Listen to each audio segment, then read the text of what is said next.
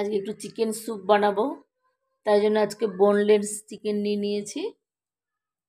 এই যে মাংসগুলো একটু একটু লেবু দিয়ে একটু নুন দিয়ে ম্যারিনেট করে রেখেছি।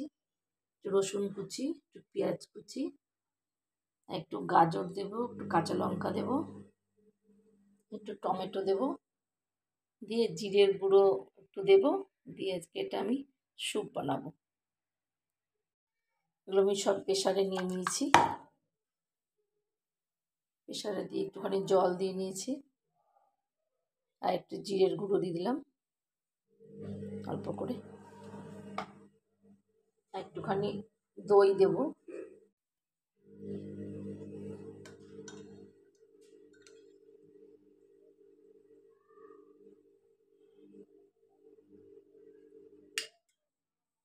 ব্যাস, আর কিছুই দেবো না।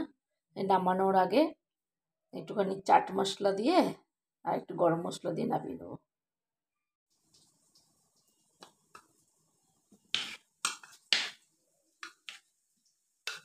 আমার তো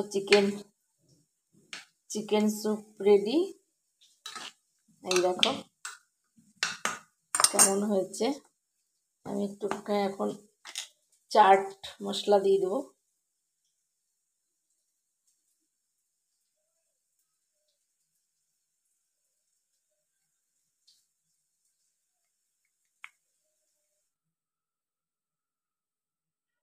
আমার চিকেন স্যুপ রেডি, তেল ছাড়া। একটু ধনে পাতা দিয়ে দিয়েছি। কেমন হয়েছে দেখতে বলো।